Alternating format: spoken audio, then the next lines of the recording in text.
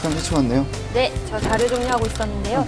근데 여기 그리스에서는 소치 올림픽 성화봉송이 시작됐대요. 이 소치 다음이 우리 평창 동계올림픽이죠. 가능한 채웠네.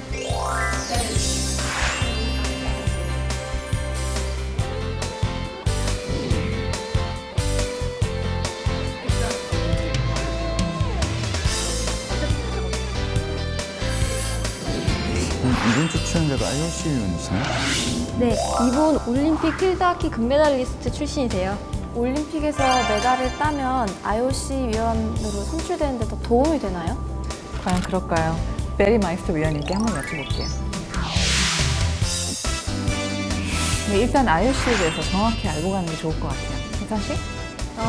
네, 일단 IOC는 국제올림픽위원회로 제일 중심축이 되는 기관이고요. 현재 회원국이 205개국, 그리고 세계에서 활동한 IOC 위원은 114명이래요. 우리나라 사람도 2명 있잖아요. 아테네 황금발차기 주인공 문대성 선수, 그리고 삼성 이강인 선수. 우리나라가 올림픽 5위권인데 2명이면 좀 상대적으로 적은 거 아닌가요? 적은 건지 많은 건지는 잘 모르겠지만 그것보다도 IOC 위원 선정 기준이 더 궁금한데요. 근데 올림픽 점수나면 더 높이, 더 멀리, 더 빨리 그거 아닌가요? 오늘 좀 있어 보이는 것 같은데. 그러면은 뭐 나온 김에 올림픽 운동은 뭐예요? 올림픽 운동? 달리기. 마라톤. 제가 이번에 올림픽 헌장을 공부하면서 제대로 한번 봤는데요. 그것보다 먼저 나온 게 올림픽 운동의 3대 구성원이에요. 뭐게요? IOC. IFS. 정확하게 제가 공부한 바로는요. IOC, IFS, NOCS 이렇게. 잠깐만요. IFS예요. 그러니까 IF, International IF? Federations. IF. 그러니까 IF라가 그리고 NOC 이제 각 국가의 올림픽 위원회. 그래서 S는 그냥 plural, 복수라는 뜻이죠.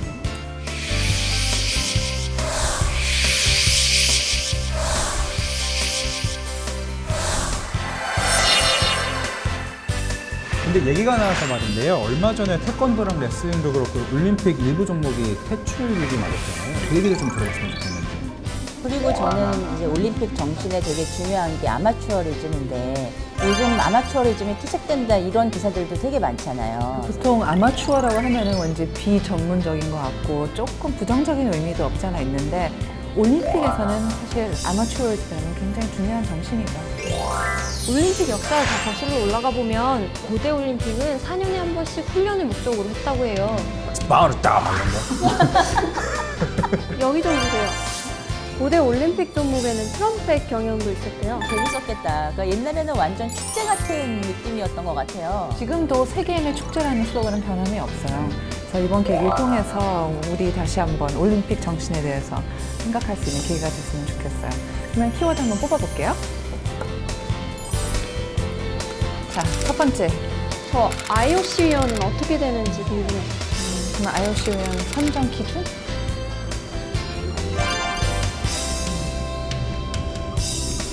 네. 두 번째는? 저는 올림픽 운동. 아까 제가 달리기라고 농담을 했었는데. 마라톤. 정말 농담이었을까? 올림픽 운동에 대해 자세히 알고 싶습니다. 그리고요? 저는 그 아마추어 리그 올림픽 기본 정신에 대해 좀 자세히 듣고 싶어요. 영어로 쓰는 게 더 쉬울 것 같아.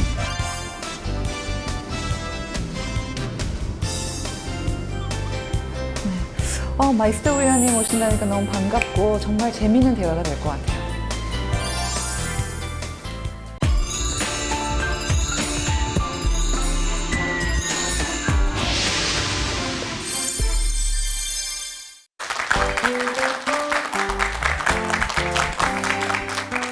On September 29th, the Olympic torch was lit in Greece, and it embarked on a long journey to Sochi, site of the 2014 Winter Games. Along the way, people around the world will be reminded of the Olympic values, and we here in Korea will be paying particular close attention as we prepare to host the next Winter Games in 2018. Well, here today on Heart to Heart to talk about the Olympic Games and the Olympic movement is IOC member Barry Maister. Mr. Maister, thank you so much for joining us here on Heart to Heart. Good to be here. So the Sochi Winter Games just a couple of months away. How are preparations going? I think very well. I mean, a 7-year journey is what Olympic preparation is. So Sochi won the Games 7 years ago, so they've had a long time of preparation. And I think it's exciting, and most exciting to be here in Korea with your preparation starting to build up. And after Sochi, they'll be building up at a great pace. So it's exciting. Most of the hard work has been done. All the facilities have been built. I think what remains is to see what sort of a buzz there can be around Sochi. Vancouver, last Winter Olympic Games, so exciting because the city embraced the Games. London 2012, the city embraced the Games. Sochi has to do that too, and so does Pyeongchang. Right. So that is what makes the Games. It's not just the running of the events, it's all that happens around it to bring a city alive and to make people feel passionate and proud about staging the Olympic Games. And I think Russians will do it well, and Koreans definitely get to learn from that and do it very well also. We'll get to Korea in just a moment, but Sochi has already been in the news quite a bit, generating its own buzz with some negative almost coverage about the ban on propaganda for gays and during the Games. Has that affected the IOC and in its preparations for the Games? Is that a big issue? Not really. I think you couldn't name one Olympic Games that hasn't had major social issues. Think back to Beijing. Think back to the Beijing Olympic Games 2008 with the Olympic torch relay that went around the world and was used as a political tool by many activist groups around the world. So it is an opportunity for groups to take advantage of a political platform and an international stage. So it's not too unexpected what's happening in Russia at the moment. Will it upset the Games? I think not. The IOC is very clear. The Olympic Games are not a platform for political activation. And people will try. The Olympic movement will resist because it is very much a platform for sport and sport for all, and taking people without discrimination, treating people with respect. They're the fundamental problems of the game. So I think you'll find that those qualities will come through despite the peripheral issues around gay rights or any other issue that might arise between now and the Games. Right. Even the Vancouver Games that you mentioned, there was a tragedy in the beginning, but the whole spirit of the Games, the wonderful party atmosphere, were the defining sort of atmosphere of the Vancouver Games. I remember going in the bus to the opening ceremony in Vancouver, and there were protests in the street. And the police were there on horses trying to keep people back who didn't want the Games there for a variety of reasons. But look what happened. Right. The people just suddenly became imbued with the spirit of the Games. They came out in huge numbers, and it was one of the most passionate and city involvements that I've ever been part of. So when people see what the Games can do and how they can bring people together and how they can produce change and how they can be a force for good, most people will get behind them. There will still be the skeptics and the cynics who will fight them, but the Olympic Games is a very powerful force for good, and most people see that, and it happened in Vancouver. It's a very good example, and I'm sure it'll happen in Russia. Right. Talking about Russia and Korea, the Pyeongchang Games, I think part of the reason why Vancouver was such a huge celebration is because Canada is a winter sport powerhouse. Russia too, of course, but Korea still getting there. We're still building up our winter sports abilities. Will that affect the party atmosphere, the celebration, and how much the locals get into it? Because the Winter Games are not for everyone around the world. No, they're not. And I suppose Korea would not be seen internationally as a superpower of winter sports. You've got your sports which you're very good at, your archeries and your taekwondos, and winter sports, your short track speed skating, which is obviously very good. But your snow sports, ice hockey and so on, are undeveloped sports. And I think your people will expect good performance at Games time. So I think that it's very, very important that even now, with just 5 years out from the Games, that Korea embarks on a program of winter sport development. So that is an issue for Korea. It is an issue to get the people excited by your own athletes performing well. I'm sure they will, but they need some stars. They need some Yoona Kims. They need some more people like that who are global superstars in winter sports. And I hope that your country is working very hard now, and New Zealand can help. Coming from New Zealand, because in your northern hemisphere summer, we of course have our winter, and a lot of athletes in the world want to train in the southern hemisphere during your summer, and we have snow and ice, and we're able to provide good winter training facilities for your athletes. So we would love to see more of your athletes coming down to New Zealand, like many other countries are doing. Right. Well, 2013 was a very busy year for you and all the other IOC members. Quite a lot of events happening this year, with the election of the new IOC president and also the election of the 2020 Summer Games host city. Of course, Tokyo was awarded the rights over Madrid and Istanbul. Now, the decision was already made about a month ago, but it has run into some criticism by some people, saying that was Tokyo the right choice given its problems with the nuclear fallout and the water leakage? Are you having to defend the IOC's decision? What do you expect out of this?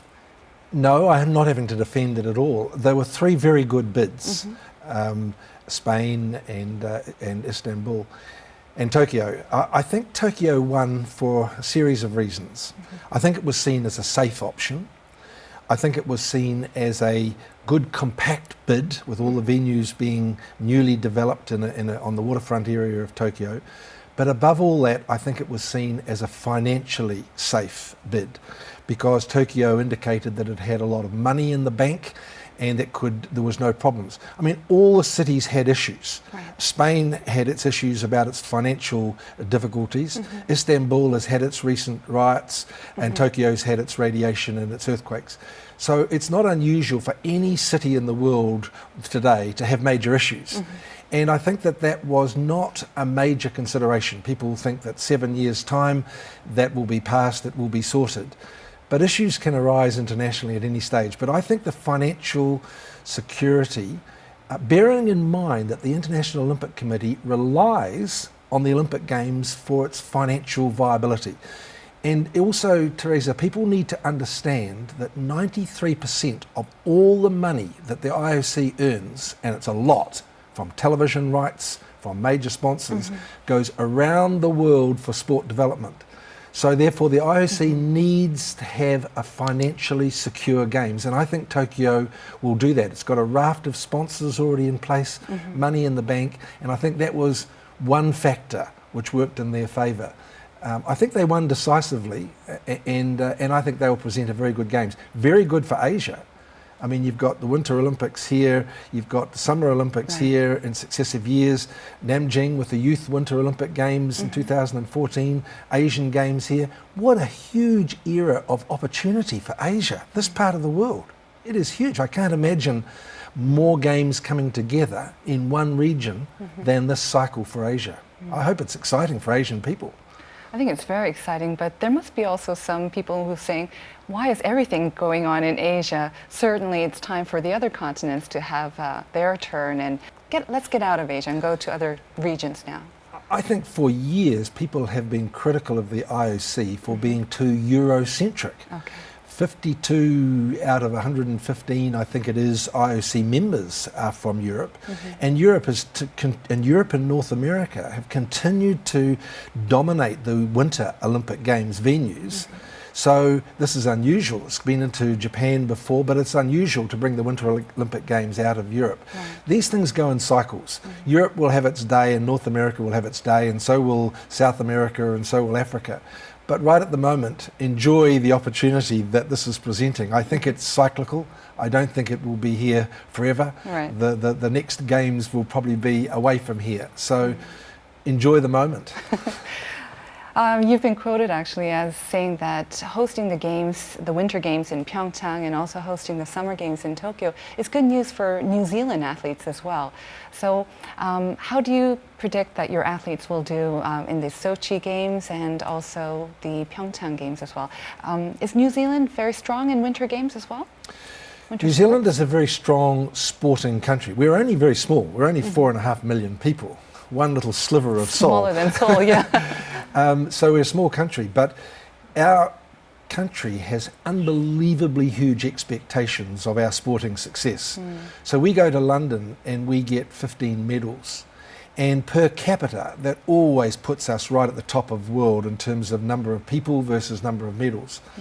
Winter sports, we have underachieved.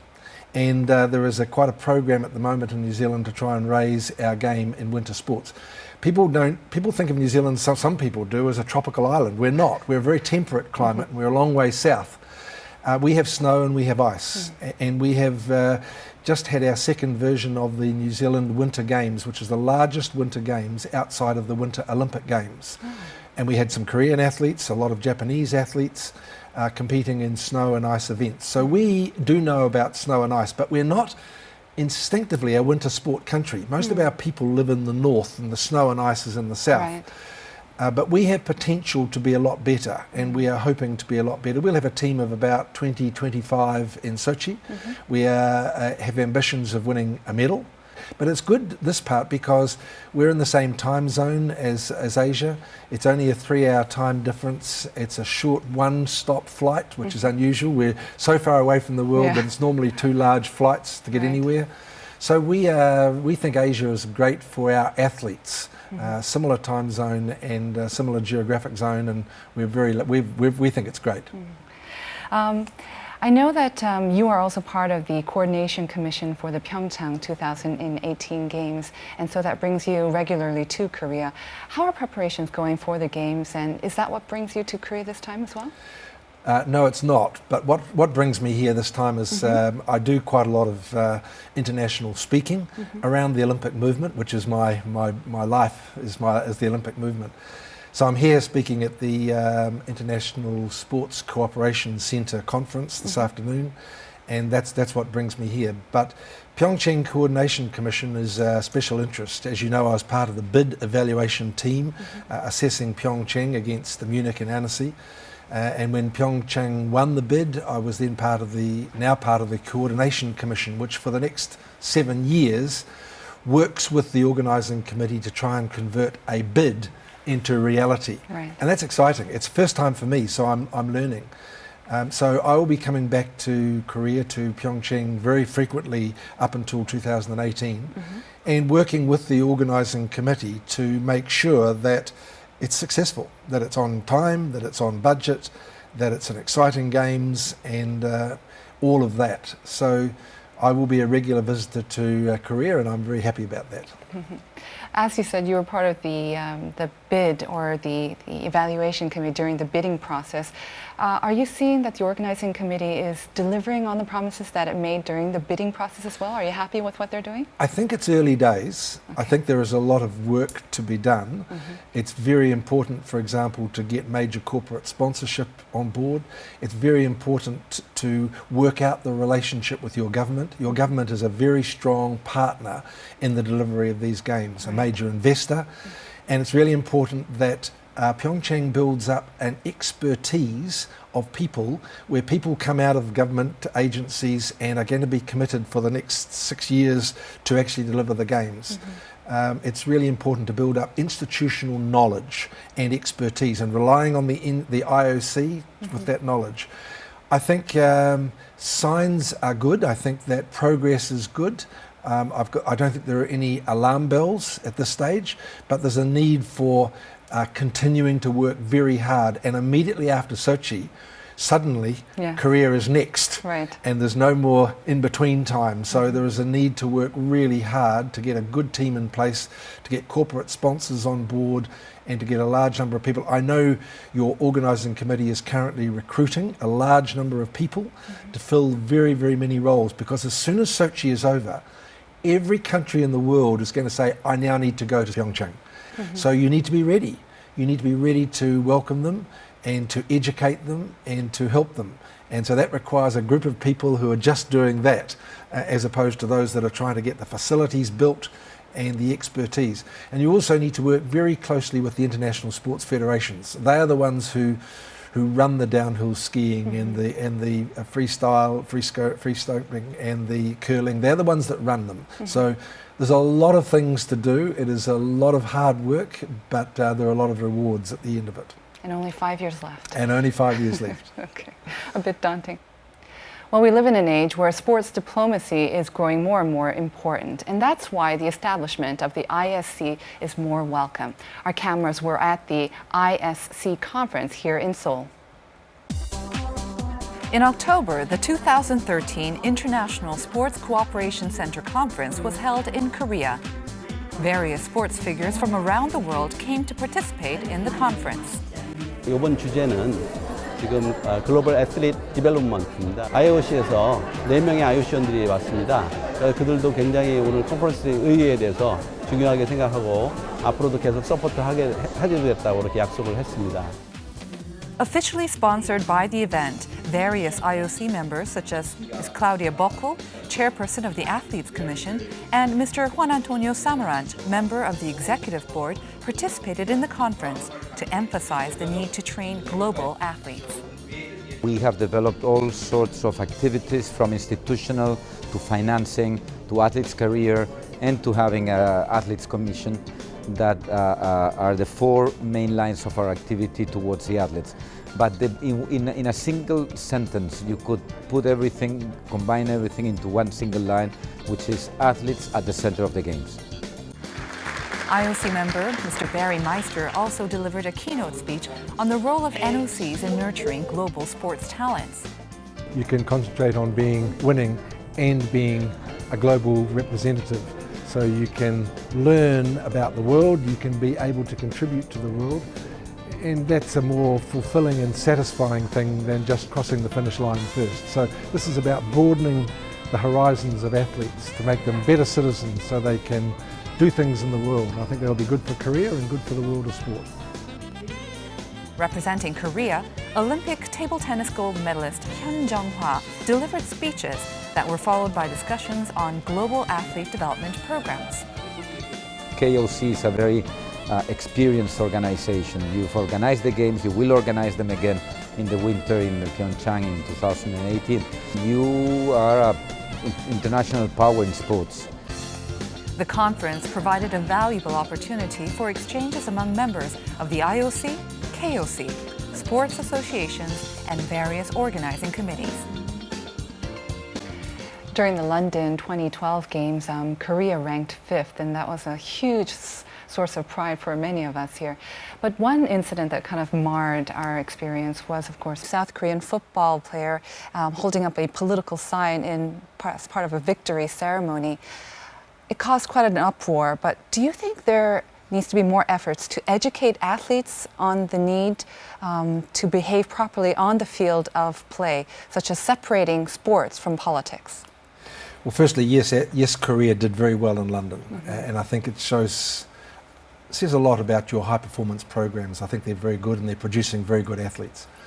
I was a young person aged 19 in Mexico in 1968 when on the victory dais after the 200 metres, the 2 black African athletes held black glove-fisted salutes, making a political point on the podium. And people said that's the end of the Games. You can't bring politics into the Olympic Games. So even back then, there was an acceptance that athletes may try and do such things, but the Olympic movement is bigger and better than all of that. And if you come into the Olympic environment, you have to accept the fact that sport is the common language, not politics. And therefore, it is not a platform for making political statements or gestures. So I think you need to educate your athletes to be global citizens. I mean, how do you measure sporting success? If being 5th in the world in London is a key goal for this country, that's fine. If being global citizens and educating your athletes to be good international relations people around the world, then that's another goal. I think both of them are possible. I don't think they are mutually exclusive. I think it's possible to go for good athletic performance and good medal results, but also to educate your athletes about the powers they have to be role models, to understand international perspective. I mean, they travel a lot in the world these days. They understand other cultures, they travel into other countries. So the opportunity for them to stand up and speak and understand and portray what an international athlete is huge. So I think if your country sees that as important, then it needs to invest in the education and understanding of your athletes so they're prepared for it. I know in our country, we spend quite a lot of time trying to educate our athletes, the protocols that we put around our team, the understanding of the Olympic movement. We try and educate our athletes. We have a strong athlete voice on our Olympic committee. We have Olympic ambassadors who do things in our country, which allows them to do things internationally. The IOC has athlete ambassadors around the world working in AIDS education, working in refugee, youth education programs. As an educator, you might expect me to say I'm a huge believer in the power of education, and if your country believes in global athletes, then it has to assist in the education of your athletes to know what that means and to know how to do it. Well, education, I think, could be a key word here. The athletes do require education, but I think probably part of the problem is that the coaches as well as the managers and the athletes themselves are so focused on the short-term goal, that is winning a medal, that is becoming best in their field. But an athlete, once their career is over, it doesn't mean that it's over. And coming from personal experience, you are a 4-time Olympian. You were a gold medal champion in field hockey for 1976 Olympic Games. And then after spending nearly 3 decades in the education field, you became an IOC member.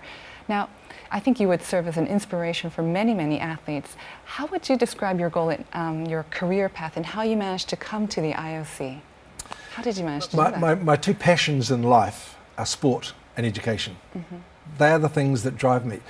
Education, because every day when I was in a school, I used to think that I could do something to change a young person's life. It might be when you're punishing a student, it might be when you're praising a student, it might be when you're teaching a student, but you say things to people that change their lives. And as a teacher, you often maybe walking along the beach in the holidays and a young person will come to me and said, you taught me back in the dark days and you said this to me and it changed my life. And I say, what did I say? I've got no idea what I said. So hugely influential, the process of education and as educators. Likewise in sport.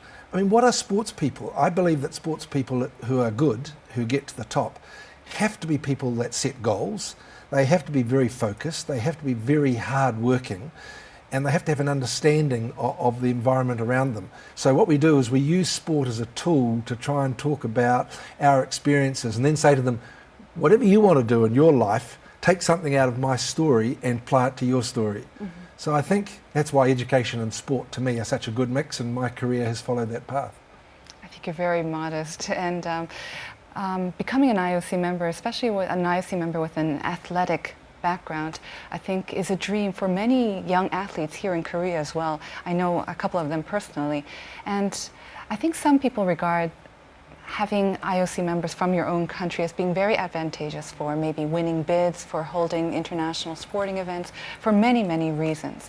Do you think that's a fair, or that's correct to think that it's advantageous for your country? But is that the role of an IOC member, really? Several questions in there. Yeah. The first comment is that 65 countries, I think it's 65 countries out of the 205 Olympic members have IOC members. That means that a large number do not have any Olympic members. I am not representing New Zealand. I am there as an IOC member in my own right. You may be aware that on the IOC there's about 115 IOC members. 15 of them are elected by athletes, 15 by international federations, 15 by national Olympic committees, and the rest, 65 or so, are, like me, members in our own right. So we're all there by a different pathway. All of us, however, have to be elected by the membership, who have to vote, more than 50%. Is it advantageous to have Olympic members? Yes, I think it is. And around bidding, it's very, very easy to be able to understand your colleagues and be able to talk to them in a way. But Korea has 2 IOC members. USA for many years only had 2. So it's not, the IOC membership is determined largely by the IOC president. And they have to weigh up geographical spread of members, age, gender, the sports they come from, so they're trying to get a mix. The IOC used to be very old and very male, and that's changing. There is now more than 20, I think it's 22% females, which is a major change, and growing. It is now younger, and there's now many more athletes. And therefore, what you've got to do as a country, if you want more IOC members, is to put good people forward, to identify people in your country who could be athletes or high-profile sports administrators, put them into the list and go through the process and agitate and lobby for them. I think Korea is well served by its 2 IOC members, but if you want more, you've got to work hard to get more. Okay. Well, Korea strives in many ways to nurture global sports talents, and our cameras took a look at one of those programs. Funded by the Korean Ministry of Culture, Sports and Tourism and the Korea Foundation for the Next Generation Sports Talent, Seoul National University newly established the Dream Together Master Program in its Global Sport Management Graduate Program in September.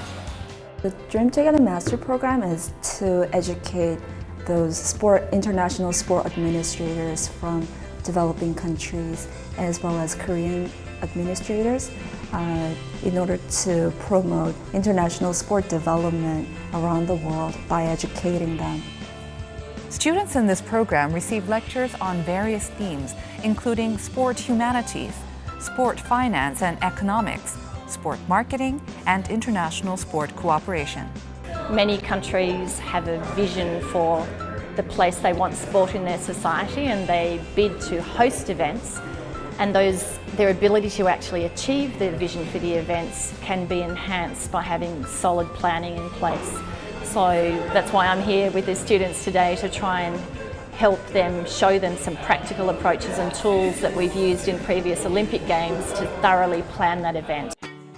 Students are from Latin America, Asia, and Korea that are currently working in the sports administration field or are retired professional athletes who have competed in the Olympics or World Championships. These students are full of passion to become next-generation leaders with both experience and knowledge. All, of course, is very important for us. Also, the professors, the top professors in the not only in the Korea, even the international, and actually the sport, hosting the sport events and the events organizing, and the governance, the marketing, and the international relationship. It's all important to apply to my country. I'm hoping a lot by this class.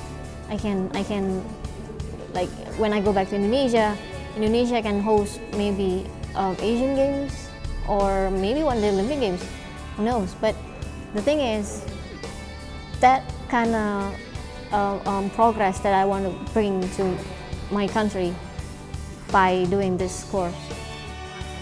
Through Korea's Global Sports Talent Training Program, these passionate students will serve as an important base for advancing sports at the national and international level, and also contribute to the global sports network.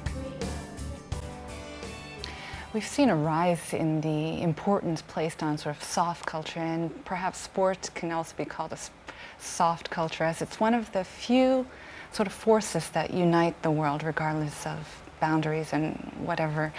How does sports diplomacy affect international relations? This could be quite a broad question, but how do you think it affects it?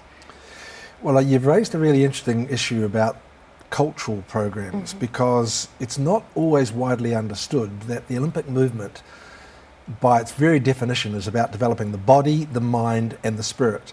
And so the IOC always runs cultural programs, art competitions, literature, sculpture, and the media isn't always interested in those things, but to the IOC it's really important. And IOC athletes are often used to front those programs. A good example is the Youth Olympic Games, which we've had now 2 or 3 versions, where there is a very strong culture and education program. And the IOC uses its athletes to lead those programs. And it's saying, look, you might be good physically and you might be good sporting wise, but are you a good global citizen? Do you understand the importance of culture and other aspects of life? And so the IOC works very hard to put athletes in places where they can be good role models and where they can educate, again, around those softer issues, which to me are very important to widen the understanding so an athlete isn't just focused on running from A to B. They're actually learning to be a good athlete, but learning about what the Olympic movement in particular. I mean, the Olympic movement is unique. Why is it that all the sports in the world want to get onto the Olympic program when they've got their own world championships? Why?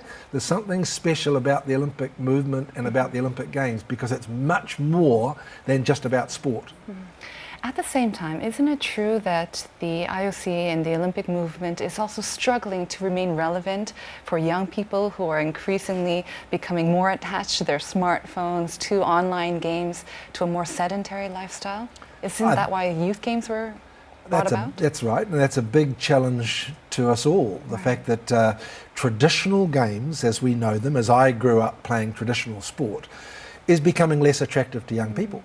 They would prefer to do more individual sports, and in our country the rise of things like skateboarding and rock climbing, sports that are not traditional sports, are becoming more appealing to young people.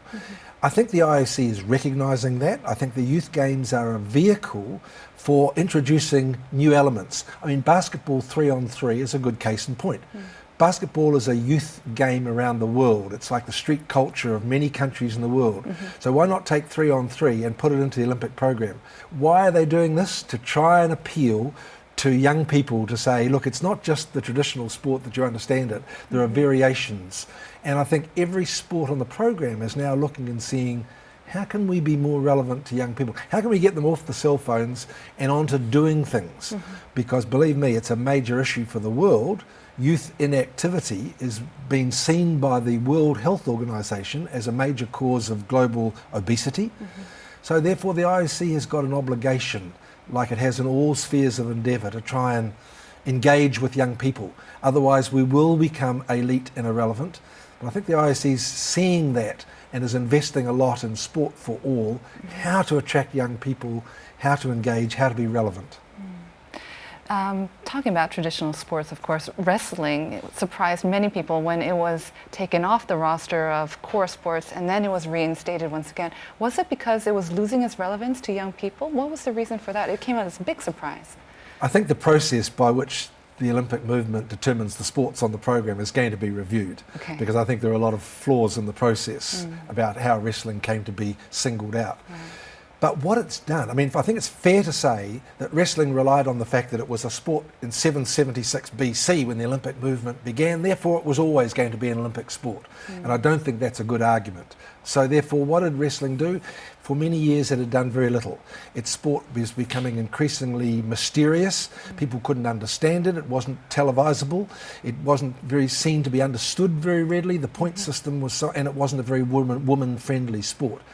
So this was a good shake-up call for wrestling that said, wow, we need to do something here. We'll change they're now talking about new wrestling, change the point system, change the scoring, looking at ways in which they can show it on television much better, looking to get more women into the sport. And then coupled with the fact that the big countries of the world, USA, Iran, Russia, Japan, all strong wrestling sports, made a very strong lobby. I think it was probably always inevitable that it would come back onto the program. But what it's caused every sport on the program to look and see its relevance. So sports are now running around saying, boy, it could be us next time. We could be the one that's on the short list. There's a whole lot of sports waiting to come in that are attracting to young people, so we need to be relevant. I think it's excellent. I think it's great. Sports are waking up to the realities of us. We just cannot exist always doing what we have always done and expecting that it will always be accepted. So I welcome this revitalisation of sport which the Olympic movement has caused. Well, let's go back to the father of the Olympic Games, the modern Olympic Games, Pierre de Coubertin, and his spirit or vision for the Olympic Games and the movement was based on amateurism, is that right? There's been some people who say that that's actually come under threat. Is amateurism, the basic spirit of Olympism, coming under threat? I don't think, first of all, that amateurism is the basic principle of Olympism.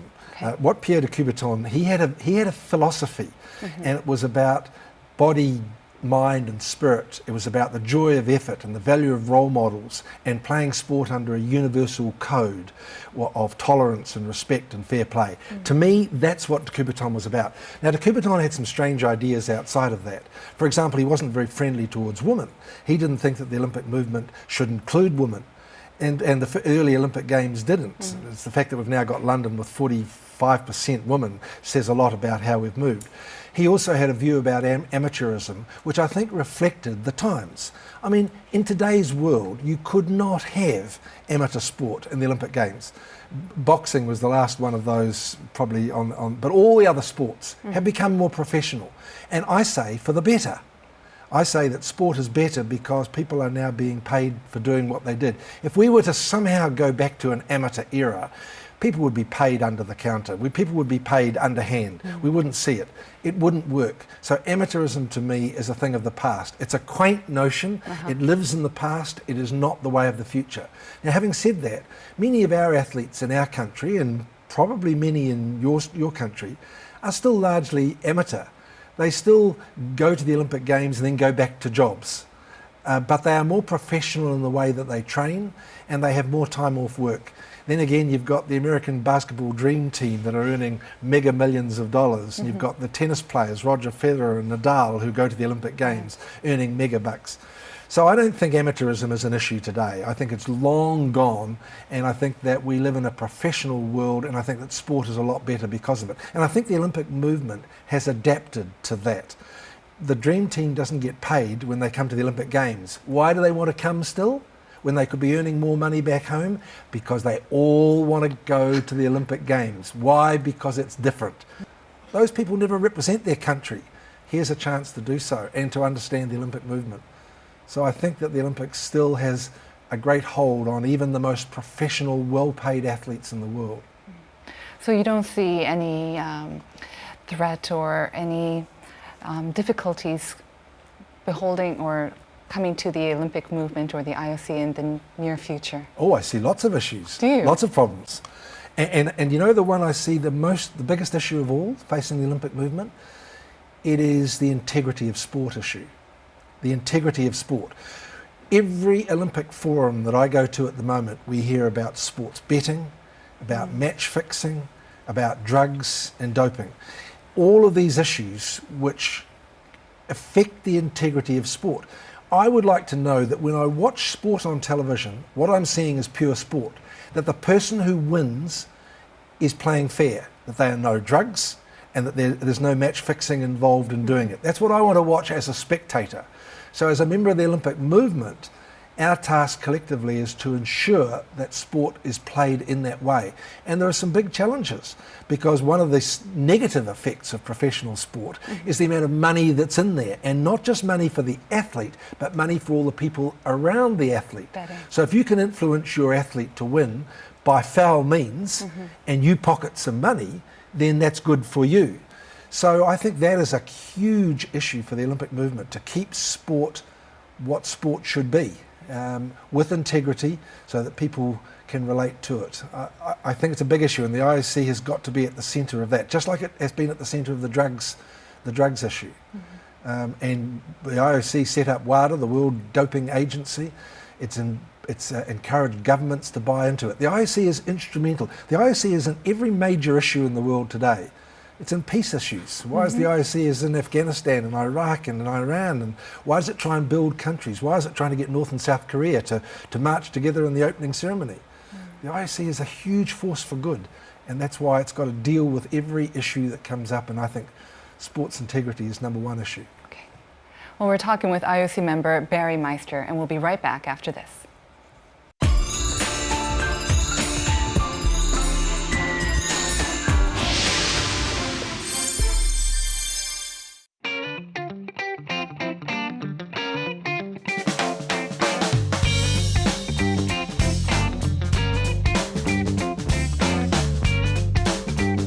We're aware of the fact that we're part of a global village and that we need to play our part. That's why I like coming here, because Korea is very globally connected and working very hard to make its athletes globally aware. I think it's a good thing.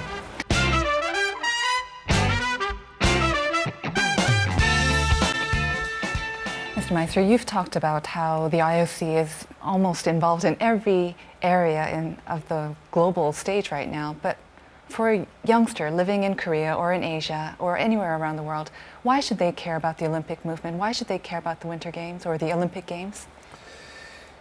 If young people want to be better people, in other words, they want to grow with a better understanding of other cultures, they want to be able to be articulate about the things that are important, if they want to understand about the role of sport and the value that it can bring to society, then why not be part of the Olympic movement?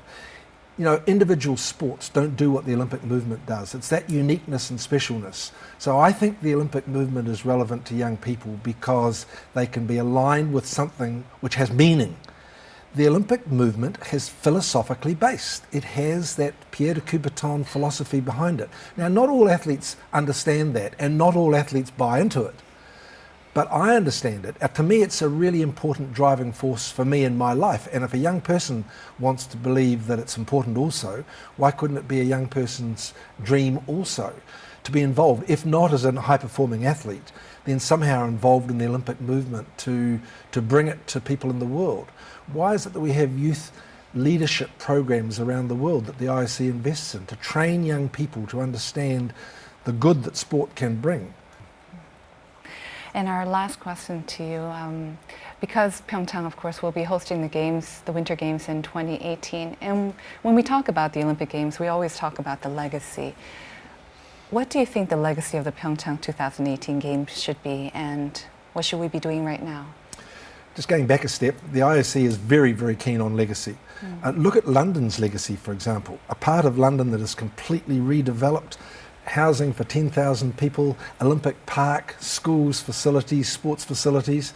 But above all else, London is set upon trying to educate the next generation of British youth.